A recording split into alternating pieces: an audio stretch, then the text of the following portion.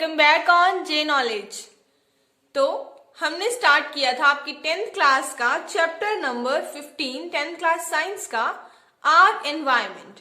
तो are environment का first part हमने डिस्कस कर लिया। आज हम करेंगे सेकंड पार्ट। सेकंड में हम पढ़ने वाले हैं फूड चेन्स और फूड वेब्स के बारे में। तो फूड चेन क्या होती है? हमने तो ऐसे कोई चेन सुनी नहीं, हमने तो एक ही चेन देखी है ना। कौन सी वाली? गोल्ड की या सिल्वर की? आज हम फूड चेन भी देख लेते हैं क्या। तो फूड चेन में क्या होता है? फूड की चेन। कौन सा फूड बताती हूँ। तो food chain series of organisms feeding on one another. एक ऐसी सीरीज बनाना ऑर्गेनिजम्स की जो एक दूसरे को खाते हैं। एक दूसरे को नहीं, मतलब एक दूसरे को खाता है, फिर उसको कोई और खाता है, फिर उसको कोई और खाता है। ऐसी सीरीज को हम क्या बोलते हैं? Food chain. तो ऐसे एक चेन बन जाती है जिसे हम फूड चेन बोलते हैं। फूड चेन शो क्या करती है हमें? तो it shows flow of energy from one component to the another in ecosystem. ये हमें शो करती है कि एनर्जी कैसे एक कंपोनेंट से दूसरे कंपोनेंट को मिल रही है पूरे इकोसिस्टम के अंदर, एनवायरमेंट के अंदर। क्लियर? ईच स्टेप और level of food chain forms a trophic level. और इस बात को याद रखना कि ट्रॉफिक लेवल्स क्या होते हैं। इसी फूड चेन के हर एक स्टेप क्या होते हैं? ट्रॉफिक लेवल होते हैं। फॉर एग्जाम्पल क्लियर करते हैं। फूड चेन, हमने दो फूड चेन्स की एग्जाम्पल ली है। एक तो हमने ली है ग्रासलैंड, जमीन के ऊपर घास होती है, तो वहां पर कैसे कैसे ऑर्गेनिजम्स होते हैं, कौन किसको खाता है। तो सबसे पहले आती है ग्रास। ग्रास को कौन खाता है? ग्रास होपर, जो टिड्डे होते हैं ग्रीन कलर के ग्रास होपर। और इन ग्रास होपर्स को कौन खाता है? फ्रॉग। फ्रॉग्स को फर्दर कौन खाता है? स्नेक। और स्नेक को कौन खाता है? ईगल। क्लियर? सो ये है एक फूड चेन कि एक ऑर्गेनिज्म दूसरे को, फिर उसको कोई और खा रहा है, फिर उसको कोई और खा रहा है। तो ये हमारी हो गई एक फूड चेन। हमें ये क्या शो कर रही है कि सबसे ज्यादा एनर्जी किसमें है? ग्रास में है। और ग्रास से एनर्जी किसको मिल रही है? ग्रास होपर को। इसको जो खा रहा है, फिर इससे एनर्जी किसको मिल रही है? फ्रॉग को। इससे एनर्जी किसको मिल रही है? स्नेक को। तो ऐसे ये क्या शो कर रहा है? Flow of energy. एक कंपोनेंट से दूसरे कंपोनेंट में एनर्जी का फ्लो शो कर रही है, और यही होती है फूड चेन। अब ट्रॉफिक लेवल क्या होगा? ईच स्टेप, ये फर्स्ट स्टेप है, ये सेकंड स्टेप है, ये थर्ड स्टेप है। ईच स्टेप या लेवल फूड चेन का क्या होता है? एक ट्रॉफिक लेवल होता है। सो ग्रास क्या है? First trophic level. Grass hopper है सेकंड ट्रॉफिक लेवल। फ्रॉग है थर्ड ट्रॉफिक लेवल। स्नेक है फोर्थ ट्रॉफिक लेवल। और ईगल है फिफ्थ ट्रॉफिक लेवल। और याद रखना, किसी भी फूड चेन में 4 या 5 से ज्यादा ट्रॉफिक लेवल नहीं हो सकते। क्यों नहीं हो सकते, मैं बताऊंगी आपको। सेकेंड फूड चेन का एग्जाम्पल है ट्रीज। ट्रीज मतलब फॉरेस्ट में क्या होते हैं? ट्रीज होते हैं, पेड़ पौधे होते हैं। उनको कौन खाता है? डियर। हिरन खाते हैं पेड़ पौधों को, और डियर को फर्दर कौन खाता है? लायन खाता है, शेर खाता है। तो ये वाली फूड चेन कहाँ होती है? जंगलों में होती है। क्लियर? अब देखते हैं ट्रॉफिक लेवल्स को। प्रोड्यूसर्स एंड कंज्यूमर्स क्या होते हैं? हमने कंज्यूमर्स सुना है। हमने क्या सुन रखा है कंज्यूमर के बारे में? कि कंज्यूमर्स वो होते हैं जो किसी शॉप से चीजें लेते हैं, है ना, किसी चीज का यूज करते हैं। लेकिन यहाँ पर जो कंज्यूमर है वो थोड़ा डिफरेंट है। वो कैसे है? यहाँ पर दो चीजें होती है, एक प्रोड्यूसर और एक कंज्यूमर। तो प्रोड्यूसर्स क्या होते हैं? जो फूड को प्रोड्यूस करते हैं, जो फूड को क्या करते हैं? प्रोड्यूस करते हैं। सो ऑल द ग्रीन प्लांट्स, हमें पता है कि सबसे पहले खाना कौन बनाते हैं? ग्रीन प्लांट्स बनाते हैं। कैसे बनाते हैं? फोटोसिंथेसिस से। So all the green plants which can make their own food by photosynthesis are called producers. जो अपना खाना खुद बना पाते हैं फोटोसिंथेसिस की हेल्प से, और वो सारे क्या है? प्रोड्यूसर्स हैं। तो सारे के सारे ग्रीन प्लांट जिनके अंदर क्लोरोफिल होता है वो प्रोड्यूसर्स में आएंगे। तो कंज्यूमर में फिर कौन आएगा? Animals. So all the animals which feed upon green plants and other animals. सारे एनिमल्स जो या तो ग्रीन प्लांट्स को खाएं या दूसरे जानवरों को खाएं, वो क्या कहलाते हैं? कंज्यूमर्स कहलाते हैं। और खाने के बेसिस पे कंज्यूमर्स को हम 3 कैटेगरीज में डिवाइड कर सकते हैं, primary, secondary and tertiary consumers. Primary consumers कौन से होंगे? विच फीड ऑन प्लांट, जो प्लांट्स को खाएंगे, जैसे कि डियर हो गया या फिर ग्रास होपर हो गया। ये क्या है? Primary consumer. सेकेंडरी कंज्यूमर्स कौन होंगे? जो विच फीड्स ऑन प्राइमरी कंज्यूमर, जो प्राइमरी कंज्यूमर्स को खाएंगे। तो प्राइमरी कंज्यूमर हमने जो फूड चेन की थी उसमें ग्रास होपर प्लांट्स को खा रहा था, तो वो क्या था, प्राइमरी कंज्यूमर। और ग्रास होपर को कौन खा रहा था, फ्रॉग। तो फ्रॉग क्या है, सेकेंडरी कंज्यूमर। और tertiary consumer which feeds on secondary consumer, जो सेकेंडरी कंज्यूमर्स को खाएंगे। तो फ्रॉग को कौन खाएगा, स्नेक, तो वो क्या है, टर्शरी कंज्यूमर है। क्लियर। सो ये होते हैं प्रोड्यूसर्स एंड कंज्यूमर। ये आपकी ट्रॉफिक लेवल समझने में आपकी हेल्प करेगा, इसीलिए आपको एक्सप्लेन किया। अब देखते हैं ट्रॉफिक लेवल्स के बारे में। तो फूड चेन, हमने ये वाली फूड चेन पढ़ी है ग्रासलैंड में। ग्रास को कौन खाता है, ग्रास होपर, उसको फ्रॉग खाता है, और फ्रॉग को कौन खाता है, स्नेक खाता है। इतना क्लियर। अब ट्रॉफिक लेवल्स कैसे बनेंगे, मैंने आपको producers, primary, secondary, tertiary consumer के बारे में बता दिया है। तो यहाँ पे प्रोड्यूसर्स कौन है, ग्रास। तो ग्रास प्रोड्यूसर है, मींस ये क्या है, फर्स्ट ट्रॉफिक लेवल है। उसको कौन खा रहा है, ग्रास होपर। ये क्या है, प्लांट्स को खा रहा है, तो क्या होगा, प्राइमरी कंज्यूमर। तो प्राइमरी कंज्यूमर है, सेकेंड ट्रॉफिक लेवल है। फ्रॉग खा रहा है ग्रास होपर को, तो ये क्या होगा, secondary consumer, third trophic level. ये क्या है, tertiary consumer, making fourth trophic level.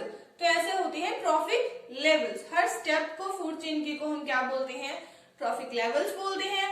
Producers green plant होते हैं, ग्रीन प्लांट्स को खाने वाले प्राइमरी कंज्यूमर, प्राइमरी कंज्यूमर को खाने वाले सेकेंडरी कंज्यूमर, और सेकेंडरी कंज्यूमर को खाने वाले टर्शरी कंज्यूमर।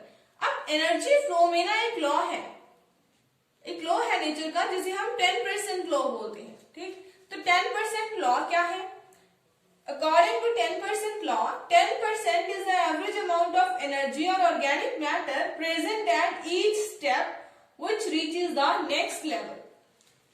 इसको समझो कैसे, मान लो ग्रास ने, प्लांट्स ने खाना बनाया, खाने में उन्होंने 1000 जूल एनर्जी टोटल बनाई, जो उसमें उन्होंने फूड बनाया, उसमें से प्लांट अपनी कितनी यूज कर लेगा, 90% अपने ही रिएक्शंस के लिए, अपने काम के लिए यूज कर लेता है। सिर्फ 10% ऐसी एनर्जी उसके पास बचती है जो हम तक आती है, जो प्लांट्स को खाते हैं। हम भी खाते हैं ना प्लांट्स को, ग्रास होपर भी खाता है। तो ग्रास जितनी एनर्जी उसने प्रोड्यूस की टोटल, उसका 10% ही ग्रास होपर को मिलेगा, बाकी का प्लांट के अंदर यूज हो जाता है या लॉस्ट हो जाता है part. Clear.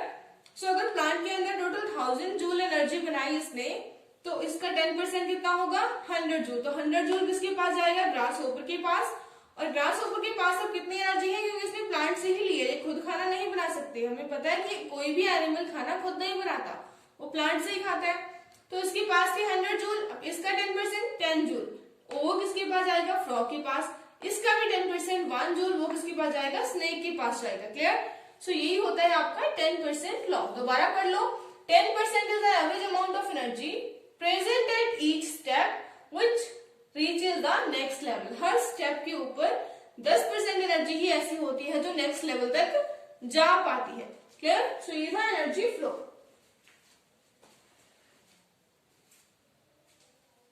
Next is food web. अभी तक हमने फूड चेन पढ़ी थी, अब पढ़ेंगे फूड वेब। वेब का मतलब क्या होता है, जाल। एक जाल ऐसे ऑर्गेनिजम्स का जो एक दूसरे को खाते हैं।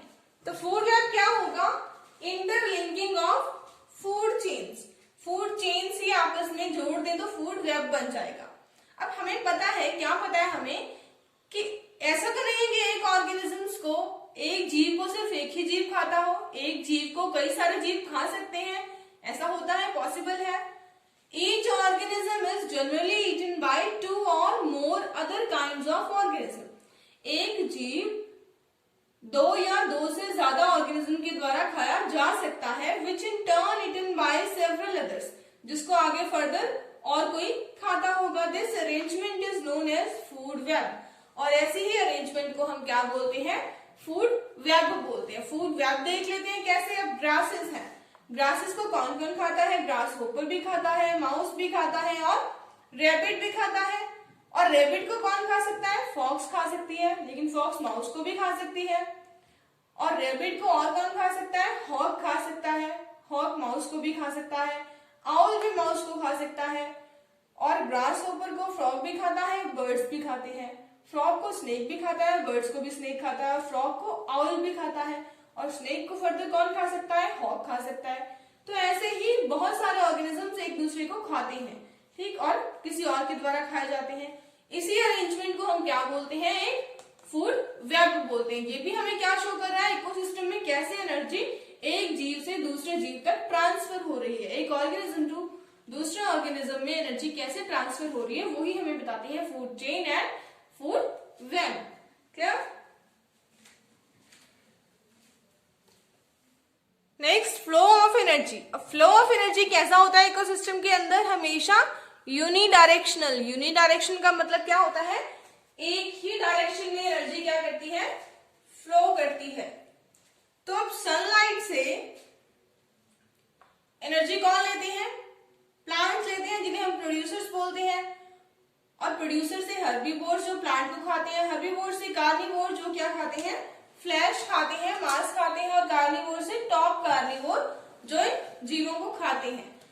और एक और बात बताई थी मैंने आपको कि एनर्जी क्या है, 10% लॉ के अकॉर्डिंग जाती है कि अगर सन मान लो फर्स्ट लेवल पे कितनी है, 1000 जूल है, तो अगले लेवल पे उसका 10% जाएगा।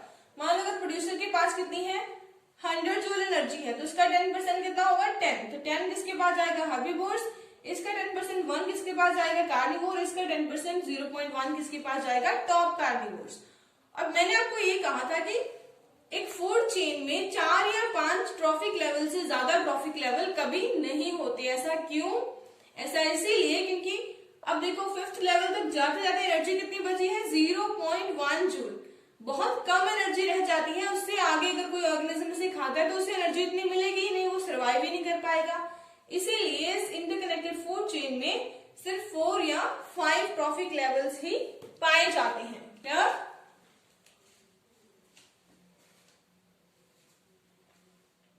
नेक्स्ट है बायोमैग्निफिकेशन। अब बायोमैग्निफिकेशन ये एक नया वर्ड है जो आप सुन रहे हो, तो इसका क्या मतलब होता है, चलो समझते हैं।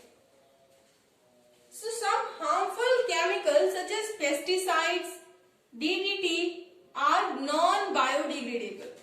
किसी भी चीज को जब हम नॉन बायोडिग्रेडेबल बोलते हैं तो उसका मतलब होता है कि ये एनवायरमेंट में, वातावरण में गलती नहीं वैसे की वैसे ही पड़ी रहती है। ठीक, एक बार एनवायरमेंट में ऐड होगी तो कई सालों तक ये खराब नहीं होती, गलती नहीं है, ठीक, ऐसे ही पड़ी रहती है। तो ऐसे कुछ केमिकल्स होते हैं, जैसे स्प्रे होगी, डीडीटी होगी, तो कुछ ऐसे केमिकल जो हार्मफुल होते हैं वो नॉन बायोडिग्रेडेबल होते हैं। सो ये क्या करते हैं, एक बार अगर मिट्टी में चले गए या पानी में चले गए, खत्म तो इन्होंने होना नहीं, तो पानी से कहाँ जाएंगे, प्लांट्स में या जीवों में, तो ये आगे की आगे ऐसे जाते रहते हैं, जैसे जैसे कोई किसी और को खाता है उसमें चले जाते हैं। So some harmful chemicals such as pesticide, DDT are non-biodegradable. These gets accumulated. Accumulated होता है इकट्ठा होना, at each trophic level in any food chain. तो ये फूड चेन के हर ट्रॉफिक लेवल पर इकट्ठा होते रहते हैं। कैसे, चलो समझते हैं। तो ये एक फूड चेन है, पानी वाली फूड चेन। वाटर में होती है एल्गी। एल्गी क्या है, पानी में आपने कभी कभी ग्रीन ग्रीन कवरिंग देखी होगी ना, हरे रंग की कवरिंग, तो वो होती है एल्गी। ये पानी के ग्रीन प्लांट होते हैं। ठीक, एल्गी को कौन खाते हैं, छोटे छोटे इंसेक्ट या छोटे छोटे ऑर्गेनिज्म, जीव जो पानी के अंदर होते हैं वो एल्गी को खाते हैं। और उन जीवों को कौन खाती है, छोटी मछलियां, स्मॉल फिशेस, और उनको खाती हैं बड़ी मछलियां, लार्ज फिशेस, और लार्ज फिशेस को कौन खाते हैं, हम ह्यूमंस, जो सबसे बड़े हैं। क्लियर? तो अब इन केमिकल्स कैसे केमिकल फूड चेन में आगे जाते हैं वो देखते हैं। और मान लो पानी के पार्ट में कितनी डीडीटी है, इतनी डीडीटी है, इतनी कंसेंट्रेशन है, मात्रा है डीडीटी की, और एल्गी ने उस पानी को पिया। अब एल्गी तो कितना भी पानी पी सकती है, जब उसे भूख लगेगी, मतलब वो एक प्लांट है तो प्लांट तो कितना भी पानी ले सकता है। तो एल्गी के टिश्यूज के अंदर, अब टिश्यू ना हमारे शरीर में टिश्यूज क्या होते हैं, ग्रुप ऑफ सेल्स, तो उनके अंदर ये जमा हो जाती है, इकट्ठी हो जाती है। तो एल्गी के टिश्यू के अंदर इतनी कंसेंट्रेशन होगी। अब जो इंसेक्ट है वो भी कितनी सारी एल्गी को खा सकते हैं, वो ज्यादा एल्गी को खाएंगे तो उनकी बॉडी के अंदर कितनी चली गई, इतनी डीडीटी चली गई। अब ये कहीं खराब नहीं होती, यहीं पड़ी रहती है। तो इनको कौन खाएंगे, स्मॉल फिशेस। तो स्मॉल फिशेस ने ऐसे बहुत सारे इंसेक्ट खा लिए, तो उनकी बॉडी के अंदर एक इंसेक्ट में इतनी थी तो उनकी बॉडी के अंदर तो इतनी हो गई, फिर कंसेंट्रेशन मात्रा बढ़ गई, क्योंकि इंसेक्ट बेशक खत्म हो गए लेकिन इंसेक्ट के अंदर जो केमिकल थे वो खत्म नहीं हुए, वो इसकी बॉडी में चले गए। क्लियर? ऐसे कितने ही इंसेक्ट खाती होंगी ये मछलियां। अब ऐसी कितनी ही मछलियों को ये खाती होंगी, बड़ी मछलियां, तो इनके अंदर कितनी थी, तो इनकी बॉडी के अंदर कंसेंट्रेशन और ज्यादा हो गई। इन्होंने खा लिया, मछली तो खत्म, लेकिन केमिकल तो कहीं नहीं गए, वो इनकी बॉडी में ही जमा हो गए। तो ऐसे जमा होते जाते हैं और इन मछलियों को कौन खाते हैं, ह्यूमंस खाते हैं। तो सोचो ह्यूमंस के अंदर कितने सारे केमिकल चले गए ना। ऐसे ही जो पानी के अंदर मर्क्यूरी है और कोई भी ऐसी मेटल या केमिकल जो हमारे लिए क्या है, हार्मफुल है, वो ऐसे ही ह्यूमंस के अंदर चले जाते हैं। सिमिलरली हम पेस्टिसाइड स्प्रे करते हैं खेतों में, तो वीट के प्लांट के ऊपर वो पेस्टिसाइड के केमिकल कहीं नहीं जाते, वो वीट के अंदर ही रहते हैं। अगर हम वीट को खाते हैं तो ह्यूमंस के अंदर वो भी क्या हो जाते हैं, कम्युलेट। अब सोचो हमारे अंदर कितने सारे केमिकल्स कम्युलेट होते होंगे, हम तो कितने सारे अलग अलग प्लांट्स को भी खाते हैं, और जो प्लांट्स को खाते हैं उन जीवों को भी खाते हैं। अब जो प्लांट्स को खाते हैं जिनको और हम खाते हैं, जैसे कि हैन हो गया, चिकन हो गया, चिकन प्लांट को खाता है, चिकन को हम खाते हैं, तो हमारे अंदर तो और भी ज्यादा कंसेंट्रेशन जाएगी, है ना। तो सिर्फ प्लांट्स को खाएंगे तो थोड़ी कम कंसेंट्रेशन जाएगी, क्योंकि पेस्टिसाइड का यूज तो बंद होने वाला नहीं है। क्लियर।